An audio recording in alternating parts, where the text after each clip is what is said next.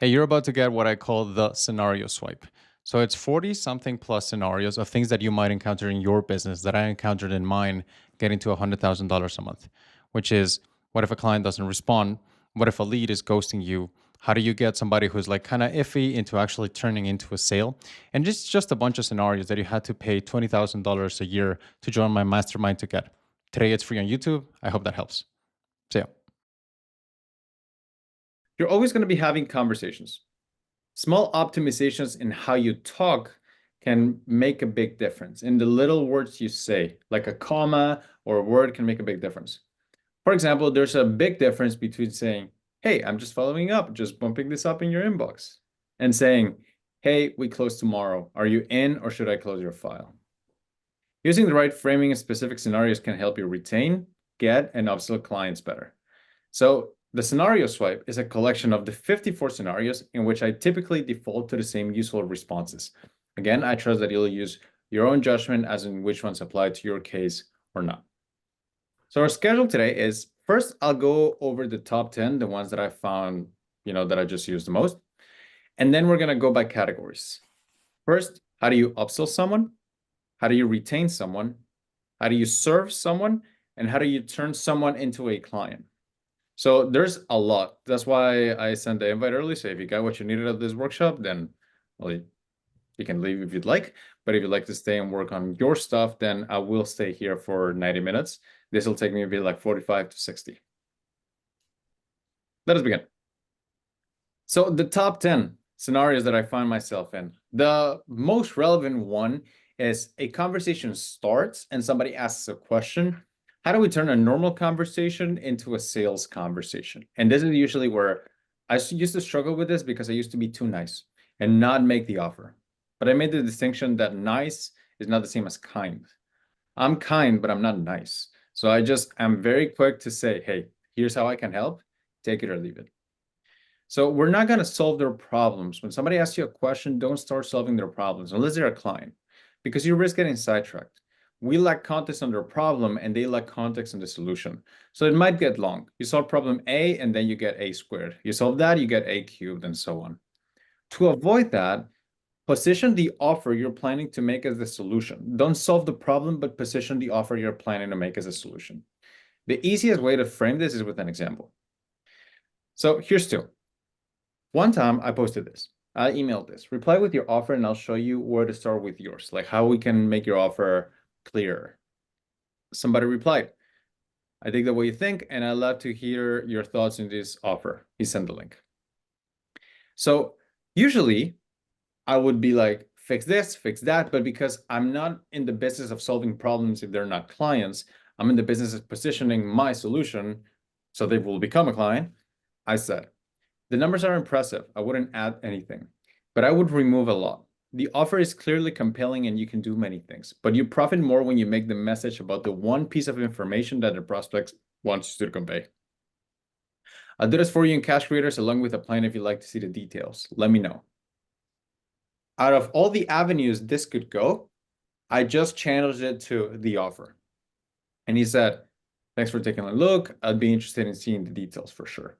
So don't solve people's problems when they ask you a question. Instead, position your solution as, well, the solution. Another example, so this might be clear. I emailed this. I'll open up 12 spots in June 3rd to work with me. For an early invite, reply game. Somebody replied, I am tempted. And by the way, context, this person lost their audience because they got hacked. I am tempted, but I would be in the same place as XYZ couldn't help me with getting an audience. I got 2,000 emails right now. So instead of telling them, do this, I said, together the focus would be on what you didn't lose, but you haven't leveraged. Existing clients, previous leads, etc. 20K is good, 40K is not too far, you just need the plan. I can help if you'd like. Would you like to see the doc? Notice how I'm not starting like fix stuff for them. I just say, it's fixable and I can provide a plan. Would you like to see what that would look like? Don't solve the problem for them. Position your doc and your offer as the answer and offer to send it. For more in close conversations, because this is typically the situation you'll be the most in, you can use a cash script inside School. That's going to help you out a lot because I go over like 45 minutes exactly to my script. 3 good conversations about people who were uh, they're pretty much delaying the action, and how do I get them to like take action and pay then? And here's 2 docs where I can show you close conversations from December and January.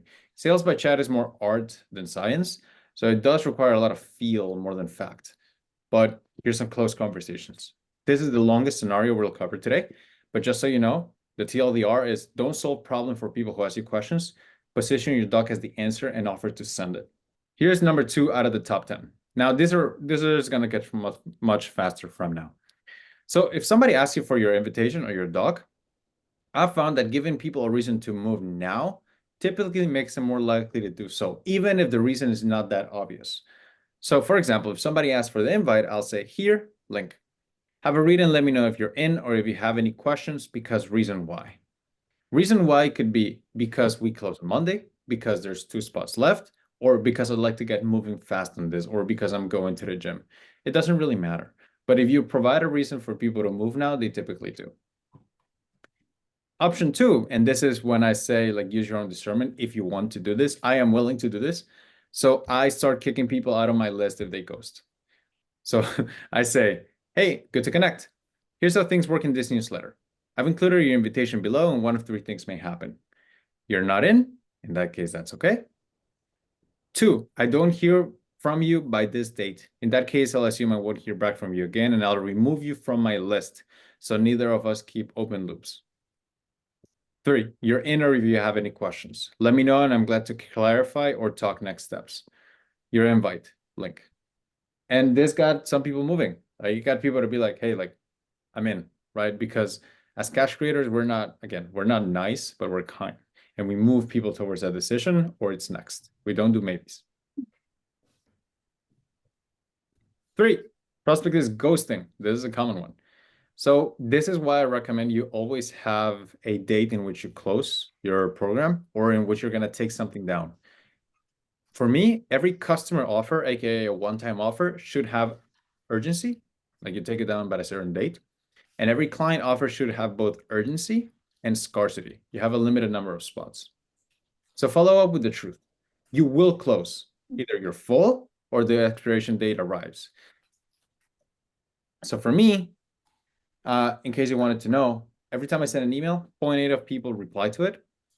21% of repliers say they are in, and 63% of the people who say they're in actually pay. The part of the brain that makes a decision is not the part that follows through on that decision.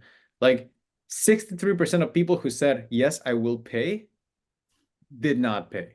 Like that's 37 out of 100 people who are lying. So what can we do is just follow up with the truth. I follow with the truth with this. Somebody asks for details, you already saw what I sent them. If somebody says they're in, I will ask them to book their spot. Now, if somebody doesn't ghost, which is most people, if somebody doesn't respond, which is most people, I go with, hey, we close in this many days and I don't want you to miss out. It's true, right? No following up, no like, hey, just bumping this up. I'm just with a high status position of, hey, this is closing. Do you want it or not? The day we close, I say, hey, we close today. Are you in or do you have any questions before jumping in? Alternatively, you could say, are you in or should I close your file? If the spots are full, I say, hey, we're closed. Would you like to be added to the wait list? That way you can get notified 24 hours before the rest. I take the opportunity away because I kind of want to let people know that I'm here, but I'm not here forever, and that things go away in this list.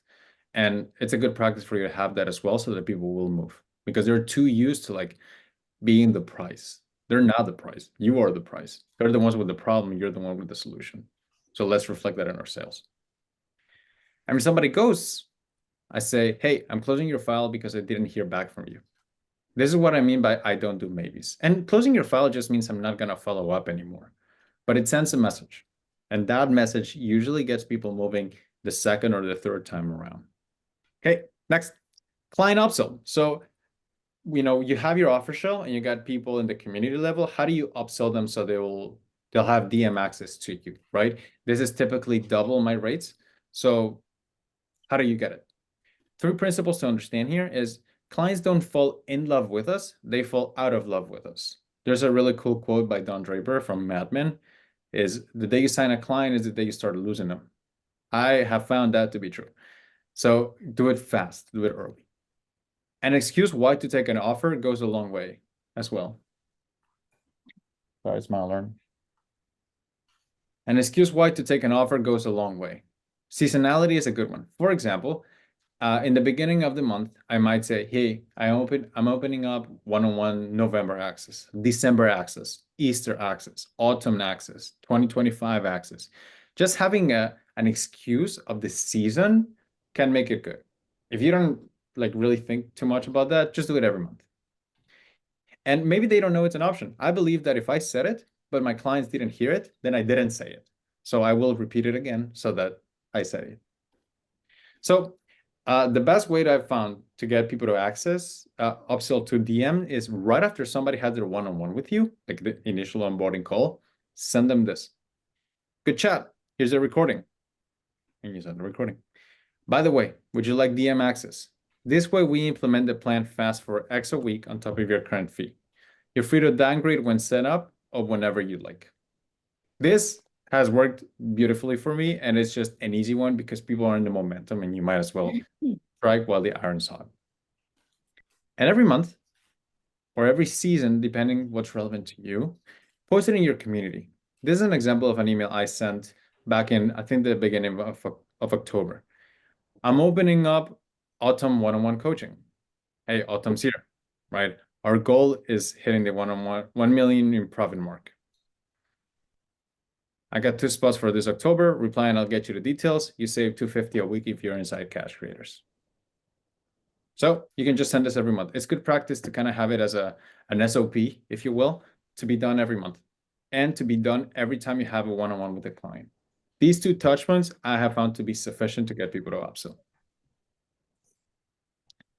Notes, this is my doc for one-on-one coaching. So if somebody asks you, what would that look like? Then you can send them this. It's 2-page, but I got maybe like 10 people on the one-on-one right now. So it's been working well for me. The next one, and this is a new addition to the model, but it's a wonderful addition to the model. It's retaining clients using credit. People keep moving if you make it easy for them to do so. Prospect inertia. The more money someone gives you, the more money they're likely to give you. But we often don't give people something to buy after the last thing they bought. So often it's not that we have a like a leads bottleneck. It's sometimes that we're not making the next offer. That's the bottleneck. You just don't have something else in the backend. So what you can do is if somebody has stayed with you for a while, credit their past payments into the future so they'll stay for a longer duration. It looks like this. Hey, I'm doing this new thing where now I credit all the payments you've made into the future. You paid 5,100, which I can credit into a one-on-one access for 6 months going forward. 6 months on one-on-one is this much a week. With the credit, it ends up at this much a week. If you like to do this, it's an option available to you. So what you do is you take what they paid and you discount it from the big payment. And then you divide that over the number of weeks. At the end, it's going to be something lower. But the way you frame it matters. It's not a discount. It's a let's credit the purchase you already made into the future. People are oddly consistent. So they like to do these kind of deals because we don't like feeling like there was something wasted. So this is a really good example. It's worked multiple times for me, and it's just a wonderful thing if you already have clients and you like to retain them for longer. This reduces their fee, yes, but it also sets you up for MRR. And if I can make the choice between clients that'll pay some amount and stay for little, and clients that'll pay less but stay for longer, I would rather choose option B. Next, long-term deal, retaining clients at a lower fee. Personally, like I said before, I value predictability over volatility. So if I can choose to reduce my MRR, but people stay for longer, I'm glad to do it. So if somebody, if I spot somebody who I'm like, oh, this is a long-term player, I'd like to work with you, I will send them this. Hey, I thought this might benefit you. I believe in playing long-term games with long-term people, so thought about a deal. I can reduce your weekly fee from X to Y if you stay for a year. No need to pay upfront. I just reduce the next payment onwards. You end up saving this much, and we both get someone who we can play the long game with. Are you in? First or second week that this happened, MR went down. zero problems from my end. Because like it's not so much like the MR going down, it's like the pain from losing a client can be a very emotional process for a lot of people, and I'm not the exception, right? So having this in your arsenal to send both credit or long-term deals, I sleep better now. Client payment fails. So what do? The first thing is an emotional thing you do with yourself. So never assume malice. There's been a few times in which client payments fails, and it's because somebody in their family passed or somebody got hacked. Like things can happen, right? I just assume that I'm the lowest thing on the priority bracket for my own clients. So I never assume malice, and I assume like something's generally going on. There will be the dickheads that actually just ghost you, and that's okay because we're in business and like you pretty much sign a contract to deal with dickheads the moment you became an entrepreneur. But most of the cases not. I believe that people are like mostly good. So you can just send them this. Hey, your last payment didn't go through. Everything okay, or should we work something else out? And now you have the tools, right? Because you can maybe downgrade them if they like, or you can use credit, or you can use pay 2 months, get one free, or you can use retention by longer term deals. The beauty of the cash creator model is so flexible because we do weekly payments that you can move stuff around a lot. Client asks to churn. Now, I wish I knew this one earlier, but and take this with a grain of salt. But when people ask to churn, they're typically not like rejecting you, they're just scared. And they're scared of the uncertainty. Uncertainty is scary.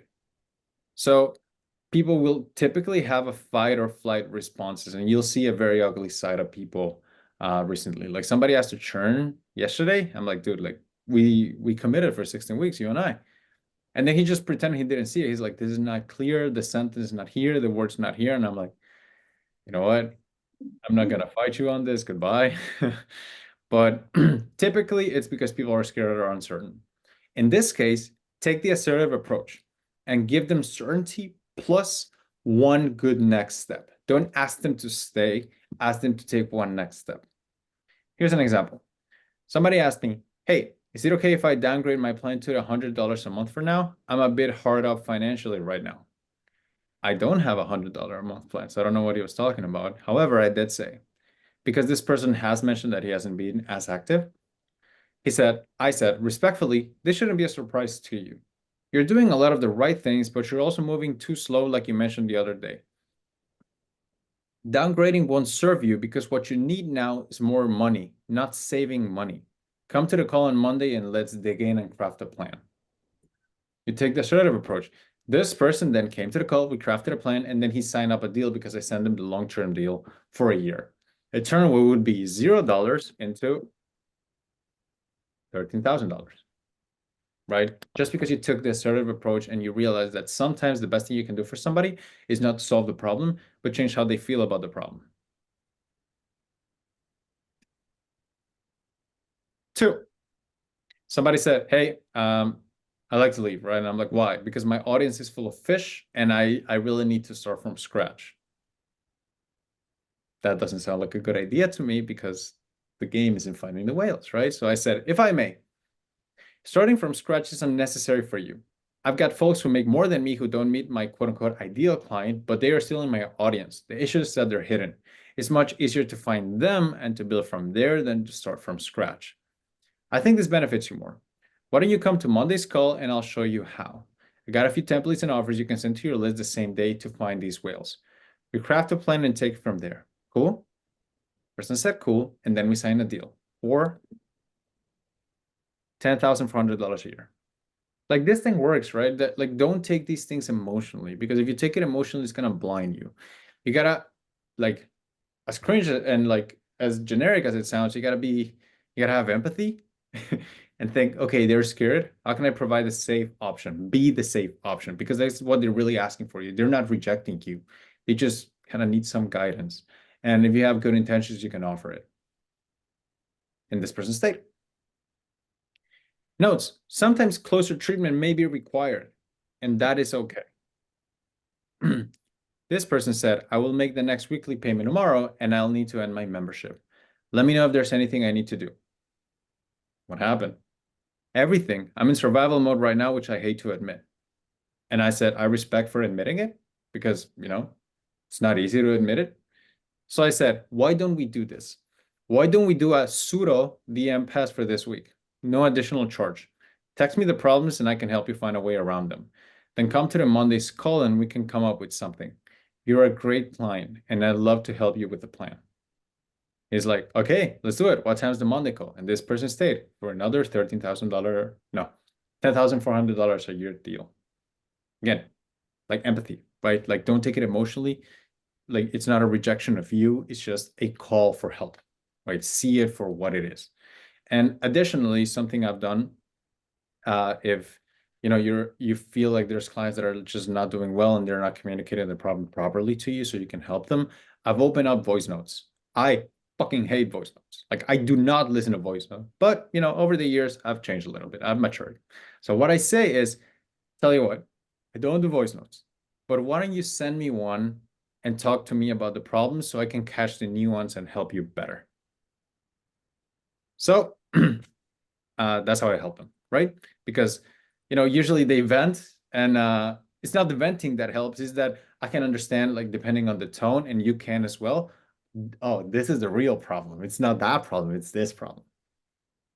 One time I had a call with a client and I could tell, like, my answers weren't landing. They were asking me, what do I say here? And I'm like this. What do I do there? And I'm like this. And the person didn't catch it.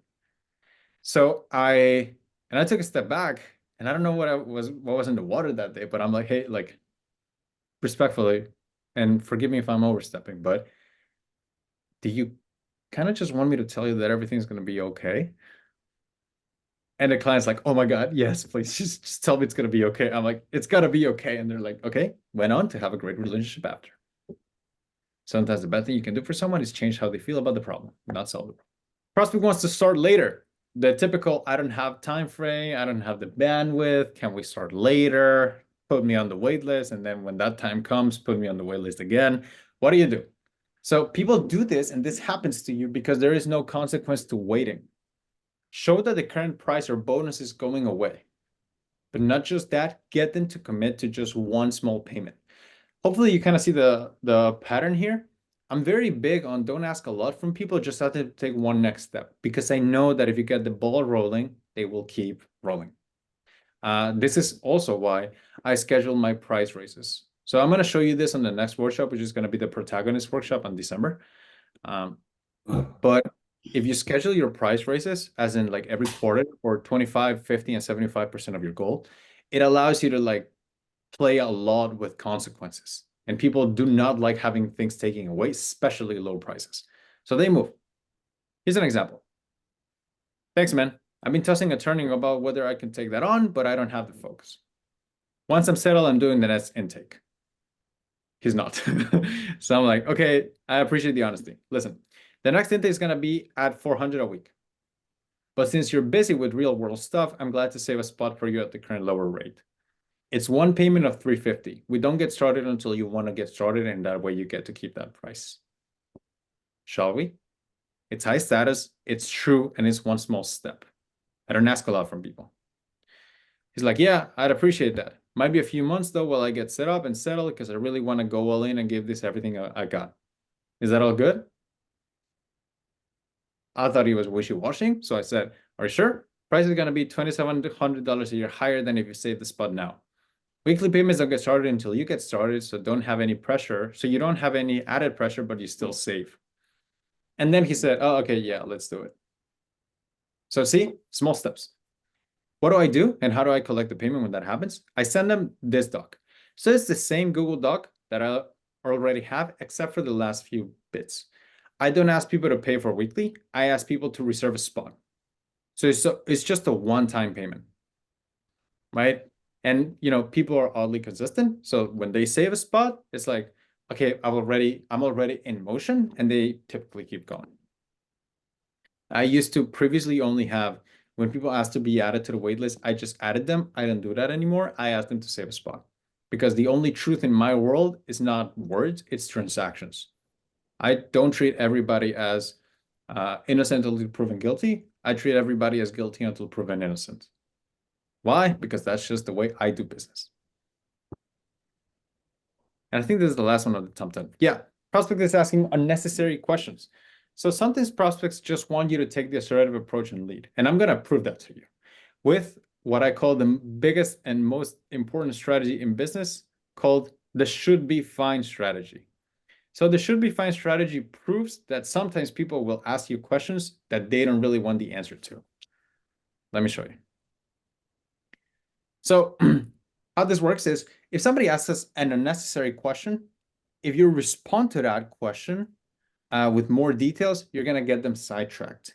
So the optimal answer in that situation is twofold. Number one, you ask them a ridiculous question that doesn't matter back, and whatever they answer, you say it should be fine. That's it. That's the entire strategy, and I'll prove that it works. So this person said, hey, well, I said, I'm down to the last 2 spots before the price raise. Are you in, or do you have any questions about what this would look like for you? He said, hey, I'll get it locked in today. One question, I have 2 team members and I'd like to have me join me on the calls. Is that okay? So again, the answer is reply with an unnecessary question and then say it should be fine. What role do they have? I'm head of business development for our agency and they're the Cookie Monster. Should be fine then. Would you like to get started? Signed up. I'm in. This works more often than you think, and I'll prove it to you. Here's another example. I'll let you know when a spot opens up, probably April. He said, I appreciate it. One question, is there any way I can pay for the full month up front rather than week by week? And you hit them with the unnecessary question. You mean go month to month? Yeah. Yeah, should be fine. Thank you. I'm in, and this person paid. It works. Just say something stupid back and then say should be fine. It's one of those hacks. Another one. Hey, your stuff has been helpful. I was wondering if your program helps agency owners. Now, this is a legit question, so I did answer it. I say coaches because most of my clients are coaches, but the fundamentals are both the same for agencies and coaches. So it works for both people. Yeah, if I get a spot, would you be able to add my business partner? If so, I'm ready. Again, if I say, yes, it should be fine, here's the link, it doesn't work as well as in like, I don't know how to explain it. It's just kind of from experience, but I know that the unnecessary question is necessary here. So I'm like, what does he do? He basically helps me with the Cookie Monster. Yeah, should be fine. Ready? Yeah, let's go. He became a client as well. Should be fine strategy works more often than you think. And it's a wonderful thing that I still to this day use. So that's the top 10. Now I'm gonna go into like the more granular ones. Again, this workshop is gonna go longer. So if you're like, okay, I got what I needed from this, I need to leave or like stop the recording, I won't take that personally, but I will continue with the following because we got a few to go. How do you upsell clients? Turn client into higher level client. So if I look at a client and I'm like, dude, this guy could just crush it, right? I'm not a fan of buttering people up to upsell them. I just make them the offer because, you know, they're in my world and they get it. So I say, hey, I started a small group of people gunning for 100K a month profit, gunning for whatever, right? The outcome. Shall I send you the details? Just straight up DM. If they say yes, I send them the document where I have the table. The table is the top 12 cash creators. It's a very like close circle that we got in which only like this is invite only, right? But it's for 12 cash creators. If they say yes, I send it to them. Let's say, depending on your situation, instead of getting people to commit for MRR, you want to get them to pay in full, right? Because sometimes the cash might be more helpful to you now than later. So timing matters when you ask a question to pay in full. Strike with the irons hot. This could be in either of 2 situations: after you win, or after or early on in the journey, because the day you sign a client is the day you start losing them. Hey, good to see the recent wins. And context, I offer a pay in full discount if somebody pays for the year in the first 4 weeks inside Cash Creators. After that, then it changes. Hey, good to see the recent wins. As a reminder, the discount is still available to you for the next week. The original payment would be Y with the discount at Z. Let me know if you'd like to take it. I can credit the payments you made, cancel all future charges, and run the card on file. It's worked more than once. Client wants back in, get them to explain why. Don't just take them in blindly. Like personally, I've felt that it just sends the wrong message. And it also goes against my principles. Like I'm the whole thing about like I don't do maybes, right? So I like if people want to work with me, I want to make sure we're both in it.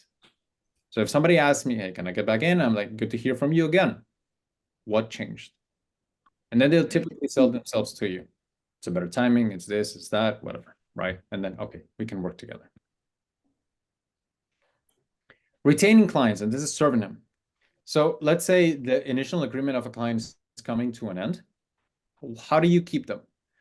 In this case, more selling hurts you when trying to retain them. It's super awkward. Like I've done the whole, like, hey, let's get on an offboarding call so I can, try to retain you. And it felt icky. I didn't like it.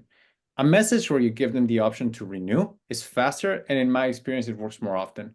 It is also more kind because saving people time is kind. So 2 weeks away from the deal ending, I hit them with the previous message of long-term deals. Hey, with our initial deal ending, I thought this might benefit you. I believe in playing long-term games with long-term people, so I thought about a deal. I can reduce your fee from X to Y if you stay for a year. You don't need to pay upfront, I just reduce the next payment onwards. You end up saving this much, and we both get someone we can play the long game with. Are you in? No need to have the offboarding call, because in my opinion, it's super awkward and nobody wants to be there. They just kind of do it out of respect. Churn prevention. And these two that I'm going to give you now are really important for December. December is a month of, of light and happiness. It is also the month when people get flaky with commitments. Same thing in summer. So sending this now in Black Friday week is relevant. Yeah, you see it in May and November. The logic of this is prepping the good times, so in the bad times you will be ready. So to prevent churn, you can send this. And credit to Alan Go, he's a cash creator as well. He gave us the idea for this in a call, and I thought, man, this is so good. The holidays are just around the corner, a festive and hectic time, and let's be honest, an expensive one too. So I figured maybe I can help. Here's what I have for you: buy 2 months, get 1 month free. I know it's a mental thing, but skipping auto charge on Christmas and New Year makes us breathe a little easier. So if you pay for 2 months now, I'll stop your weekly payments now and only resume them for sometime in February. I'm also adding a complimentary one-on-one call if you sign up before Black Friday. Reply if you're in. It's a good way to reduce churn. Another one is, long-term deals to reduce churn when the times are good. So good months in coaching and consulting, January is really good. Spring tends to be really good. November is fucking amazing. So you might as well do it now. So I sent this to the cash creators, and some people, we started working together for longer term because of it. So it's a personal story. I sold the company, and then like a year and a half later, it sold for 8 times as much. And I don't do regrets, but this one stung and taught me a lesson to play long-term games. Here's what I have for you. This Black Friday, I have the long discount. It's a discount on your fee where we both play the game with each other. Because I'll be closing cash creators to outsiders soon, I'd like us to be able to keep this relationship that allows us to get stuff done. And I'd like my offer to you to reflect that. Whether you've been here for weeks or months or years, there's something we can work out. DM me and I'll show you what your long discount would look like. Very helpful message and very real. Payment dispute. So a client is fucking around and they're disputing the payments, they're asking for refunds and stuff. A lot of people fight it. I do not. I personally do not believe they're worth the time, and it throws me off for days. So if somebody asks for a refund or somebody's like, for lack of a better word, bitching, I just let them bitch and I just refund. A client wants to pause, and this is again part of like why I do things, why I ask you to like use your own discernment. Some people allow pauses. I do not. I don't do maybes. It's a personal principle. So I do send this message. Hey, I'd like to pause. In my world, that's quitting. So I say, I don't do pauses. You're either in or you're out. You're welcome to rejoin back in 12 months if you'd like at $500 a week, which is higher than what they pay. This personal preference is how I do it. Now, a separate option is to give them a discount if they pay up front. This is better if they tell you for how long they want to pause. Typically, they'll just tell you, I want to pause, because they're just too scared to tell you no. But if they say, hey, I'd like to pause for a month, then what you can do is say, okay, if you pay for 4 weeks, I'll give you 6 weeks, right? If you pay for 4 weeks up front, I'll give you 6. So client wants to cancel before the agreed time. I have a minimum time commitment on cash creators. So, I don't assume malice, but I do remind them that like we don't do that here. Like we're adults and we stick to our commitments. So I'm like, hey, doing that would go against our X week agreement. Neither of us really wants that relationship between us. And ask them to agree to one easy next step. So I say this. Meanwhile, we can see how to make the most out of like the time you still got left with Black Friday and holidays coming. Why don't you come to the call on Monday and we can craft your plan with the time constraints? It's like, you're right, I did make a commitment, I'll be on the call. And there's been a few times, actually yesterday, that somebody's like, no, it's not clear on the doc. I don't know how many people have told you this. I'm like, literally nobody has told me this. You're the only one that's found this. But he started saying that it wasn't clear. So I said, you know what? I'm detecting that you want to cancel. This is the first time it's happened, but I'm not going to fight you on it. I'll cancel you, remove you from the community. Goodbye. It's really not worth the time. Like, one bad client is going to, like, there's very few things as toxic in business as that. It's not the money losing that hurts you. It's a rejection that hurts you. So if you can kind of see that for what it is, it's going to be healthier for you.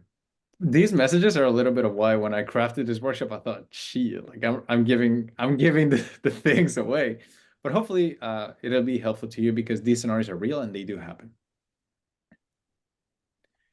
Let's say a client wants to downgrade, right? It might be that they're acting emotionally. And what you can do is kind of those snow removal vehicles that you can remove the clutter for them and get them to take one easy next step. Again, sometimes it's not an ask for help me solve the problem, but help me solve how I think about the problem. Or it could be that they legit have stuff going on, right? Somebody was going to Brazil for the past month. They're like, hey, can I do this instead of that? And I'm like, yeah, sure. Like, you're going to see family. That's okay. Don't assume malice. There's a lot of mal people. There's a lot of evil people and bad people, but don't assume that from your clients. It's just not useful to you. So I just asked them what happened and then genuinely see what's up. Let's say somebody buys your pass. So if you recall this, a pass is you sell a workshop, but you also add an additional option so people can stay in your community for the duration of the month. And that's called a pass, typically 5 to 10 times more expensive than a workshop. Don't just like remove them from the community, offer them to stay. So what I like to do is, let's say if the pass is $1,000, I like to split it between 500 now and 500 at the end of the month. 2 days before the month ends, I send them this. Hey, as agreed, I'll charge your card the other 500 and remove you from the community tomorrow. A different option, if you prefer. I can cancel your next payment and you can remain in Cash Creators for just this fee starting this week. We commit to the goal for 16 weeks and you're free to continue or leave after. This way you save $500 and you keep your access and momentum. And the easy next step is, if you'd like to do this, is get on a call with me one-on-one and we craft your plan. Are you in? Again, momentum, right? And hopefully you can understand what I said in the beginning, just how you shift some words and how you move some words can change the entire meaning of a sentence.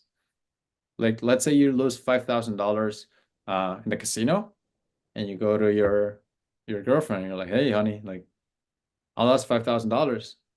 It's going to be like, what the hell, right? So what's going on, right? But if you say, hey, honey, really bad news, I lost $50,000. It's like, what the fuck? You lost 50,000? No, it's actually 5,000. It's the same thing, but you frame it differently, and then the message is received differently. Serving clients.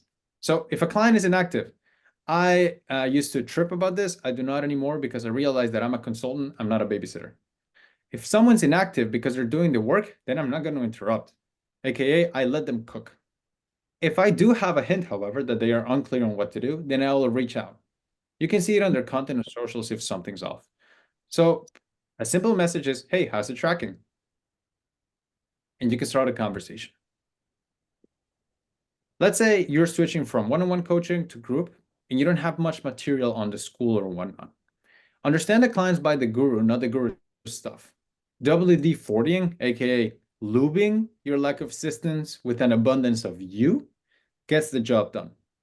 So instead of, recording a bunch of workshops and then launching your community, which might delay you for like a month or two, you can say, listen, I've got this stuff we need to get to the goal inside of my head.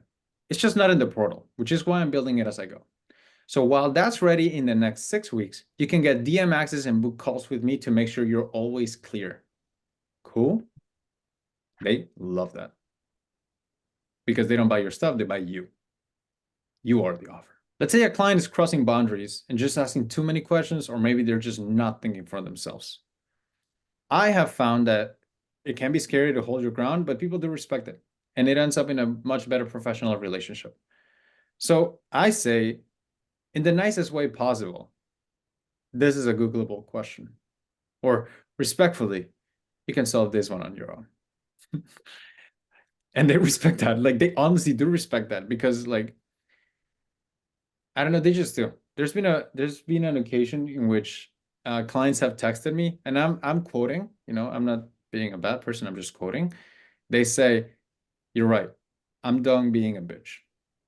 And I didn't call them a bitch, right? But they realized that maybe they weren't acting the best way they could have. Let's say all of your clients are in your DMs and you want to get them to post in the group, or you want to get your community to be more active instead of everybody DMing you. Instead of taking the DMs away, which is going to be a minus and it's going to anger them, offer faster response times if they post in the group, which is a plus and it's going to make them happy. So you can post this. Hey, faster response times. The typical response times for DMs are 24 hours. But from now on, if you post it in the community, the response time will be much faster at 12. This way, I can both help you faster and get input from other smart folks who might already have solved that same problem. See, the frame changes. But you're not taking things away now, you're adding them. Let's say client is asking too granular questions. This happens a lot. Let's say, can you edit this copy? What do you think about this? What should I do next? And then next, and then next, and then next. They ask this because, again, they're uncertain. They may not know what's best for them now. It's hard to see when the problem is happening to you. Like when you see it in somebody else, and this is why I can say, oh yeah, I see it in somebody else's, and then I make that exact same issue. It's because it's hard to see the problem when it's happening to you, but easy to see it when it's happening to others. But giving them clarity on the problem is enough to be able to get them to solve the task on their own and kind of get out of their own way. So reframe them to understand the big picture. Get them to zoom out and understand why the thing is happening or not. So you can say, okay, let's zoom out. What are you trying to do here? I did this in the morning call if you want to check out the recording. Additionally, it may be an emotional problem. In that case, reframe it to them so they can like breathe. For example, if somebody's been, and they use the word stuck in revenue for the past 3 months, reframe it as, well, you could see it as you're stuck, or you could frame it as you've got 3 months of consistent revenue. Let's just optimize the little things in the machine and you'll grow. That means you're doing the right things. They're like, oh, okay. Then the conversation now isn't about how bad they are or how bad the situation is, but how do we optimize the machine? Little sentences and reframing and understanding that a lot of these things are emotional is a big part of the game. As somebody who's like, I'm not like that good with understanding other people's feelings. I had to like really learn this, but it's really helpful. We're in the people business. So, if you're here, you have to be a people person. And that comes from one of the most introverted people you'll ever meet. So let's say client DMs you instead of posting in the community. It's too dry if you're like, hey, no, ask it in the community, please. I give them some leeway. So I make an exception once and then ask them to do it. So for example, if somebody is DMing me and asking me questions like whatnot, they don't have DM access, right? What I will do is I will answer their questions. I'll be, helpful how I can. And then when I've answered the question and then when the issue is over, I'll say, by the way, I'm glad to continue coaching you here in the DMs. However, you're now in the community level. Yeah. Would you like to see the details of what the DM level will look like? And then they're like, oh, my bad, I didn't know, right? But at least you kept the relationship. Or if they're interested, then you get a client, right? You get to upsell. This doesn't happen if you assume malice Or if you get too stuck up and you're like, no, this goes in the community. Can't do that. You gotta be more human. And by the way, I'm not condemning everybody here. I'm actually talking to past me, saying, you fucking bozo, like stop being stuck up and start doing things like you're in a people business, because you are.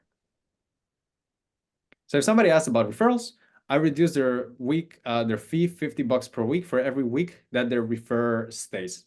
I found that this aligns incentives and it's pretty nice. Ask them your clients to share wins. Don't just post like value, value, value. The community is also about like bonding, right? As cringe as it sounds, it's important. It makes them feel good. So you can ask them about what are your wins of the week. Sometimes it's even better if you don't just make it about money.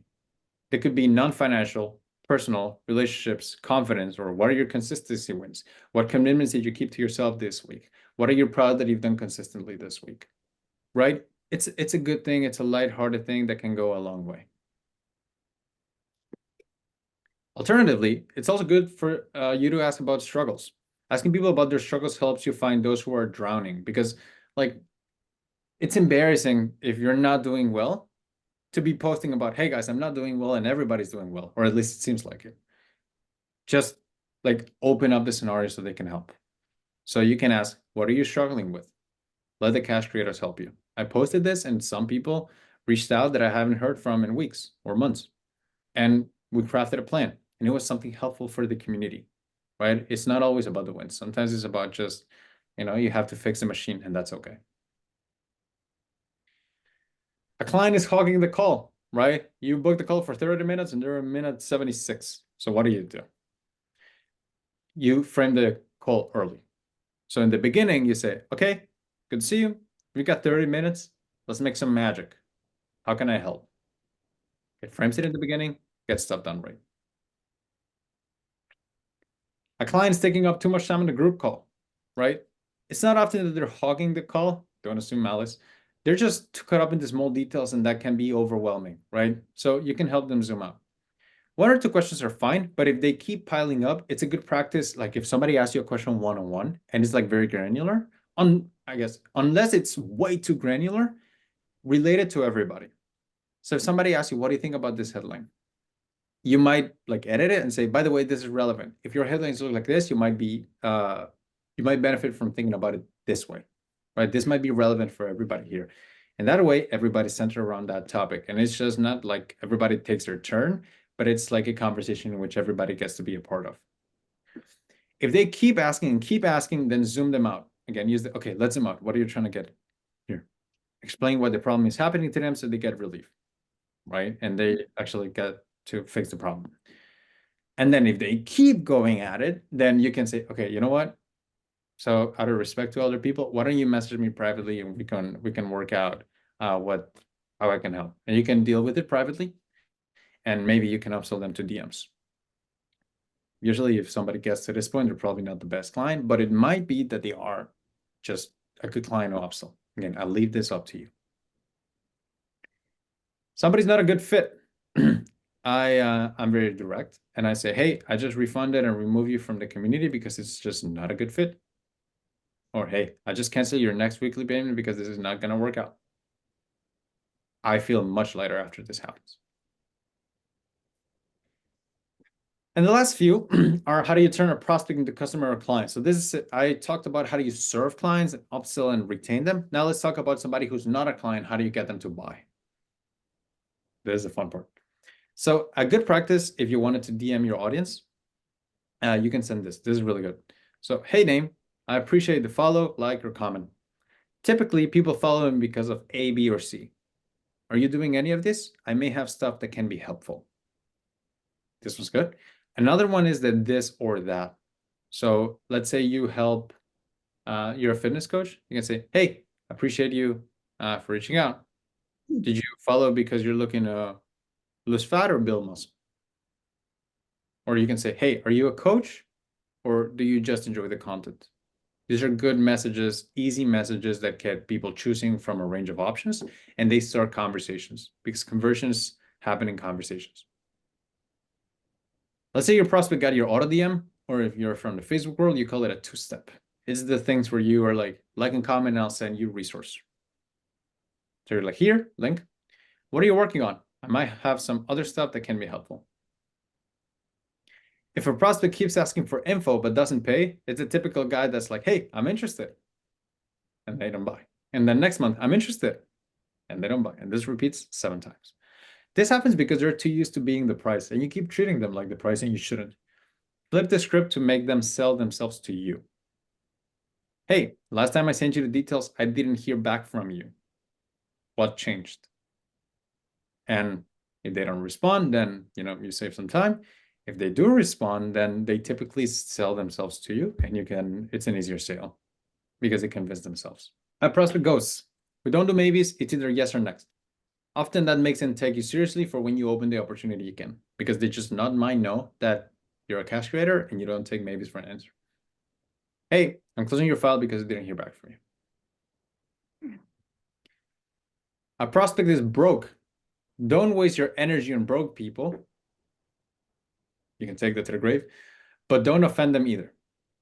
So if somebody's like, I don't have the funds, whatever, totally understand. You might find this helpful instead. And you can sell them a workshop. You can sell them something else, right? Allow them to save face. Like, it's embarrassing enough not to have money, but allow them to save face by either sending something cheaper or just, not hitting them. This stuff is great. Thank you, Rishab. Prospect doesn't have the time or the bandwidth right now. I like this one because it's a paradox. Like, they work with you to have the time or the bandwidth, but they don't have the time or the bandwidth to work with you. So take the assertive approach. I'm confused. Isn't more time or bandwidth the reason we're talking? There will always be work to do. The best time for us to get started in freeing up the time to do things other than work is now. Glad to provide a plan for you to get going with your time constraints. Notice how I'm always referring to either call, the Monday call, the weekly call, or the plan. I try to get them. I'm like, I understand that some of the best things I can do for people are remove things, and you as well. Like, remove the clutter so they can make an easy decision, aka lead. Let's say somebody thanks you for a workshop or something, and you don't want to be too pushy, but of course you like them to become clients. A good message I found is a direct invitation that makes it their choice to move forward. So, hey, Jared, thank you for the workshop. Appreciate it. If that workshop was helpful, you may consider becoming a client. Low pressure, but smooth operator, you know what I mean? Somebody asks you, hey, do you have a minimum time commitment? Do I have to be locked up for this time frame? I reframe it as, hey, you actually remember we're here because you wanted to be here, not because something else. So it takes 16 weeks to set the foundations for 1 million up. If you cannot commit to the goal for that time, then do not commit at all. This has worked. All of these have worked, but I'm just giving you the ones that are the most helpful here for me. Let's say somebody bought a workshop. Every purchase comes with intent. People just don't buy things out of the blue. Like, they sign up to newsletters and follow people out of the blue, but they don't buy things out of the blue. Find out why they bought it. The workshop funnel is not designed to make money, but to filter in the people with the intent. Like, the workshop funnel makes very little money in the front end. It's amazing in the back end. So, hey, welcome to the scenario swipe. What are you working on? I may have some other stuff that can be helpful. And then they're like, yeah, I'm building my coaching business to X, Y, and Z. I'm like, oh, X, Y, and Z is precisely the first step we do at Cash Creators. Would you like to see the details? Do you see how all this comes together? You start a conversation, you see a gap, position your stuff as the answer. No, some people do this with selfie videos. It's not my style, but it works well for them. Like, hey, it's JK here. Thank you for buying this. What are you working on, Jared? Maybe I have some stuff that can be helpful. It does get more responses though. So if you like to do so, and this is your style, do it. Let's say there's a deadline and prospects asks to join after. Prospect isn't aware that you're a cash creator and doesn't know that you take things away. You hold the status now, and it is a good opportunity to sell them something else. At the very least, you'll send a message that next time they have to move. Because if you don't give people reasons to move, they don't. So, hey, dude, I don't sell this replay, unfortunately. Let's say they ask for the replay, right? I don't sell this replay. What are you looking for? Maybe I can shoot some other stuff your way. This has resulted into people becoming clients more than 0 times. Because it's like, I don't know, people just take you more seriously when you take yourself seriously, when you have boundaries. This is why I'm so like adamant about stop being nice, because it's hurting your business. Let's say a prospect missed the deadline. Hey, the intake filled up last night. Would you like to see the waitlist details? That way you can take your spot next time before it's gone. And you send them the waitlist doc. And then last thing, no, one more tip, we'll get to the last. Prospect request to be added to the waitlist. Hey, add me to the waitlist. Talk is cheap. Everybody can talk. And leads will entertain you and make you, they'll move you around before making a choice. Like that's just what I found. So I only believe transactions. This is why I love the workshop funnel, because right now, the only people I'm talking to are the people who have transacted with me. And I love that. It's much better because it's the leads who don't take, they don't take you seriously. So you can say, hey, name, the waitlist works on a first come, first served basis. The only way to get inside Cash Creators is to be first in line by saving a spot. There's currently this many people ahead of you. You can save yours here today and we will work out a day to get you started. And you send them the waitlist doc. See how high status this is? We're not like, hey, I'm just bumping this up, because it's just not how we do business. Let's say a waitlist spot opens up. Hey, spot opened up. You're next on the list. Would you like to get started? If you don't get a response, hey, let me know unless you prefer me to release your spot to someone else. If they don't respond, I'm giving your spot to someone else. I'm closing the loop here. Be willing to say no. Okay, so that's it. So that's the scenario swipe. We can work on your own like after this, but we covered a few things today. We covered the top 10. How do you upsell clients? How do you retain clients? How do you serve clients? And how do you turn people into clients? Some resources that can be helpful is, this is the doc that I always send. Well, Google Doc 314. The doc for the table, which is your closest group of guys.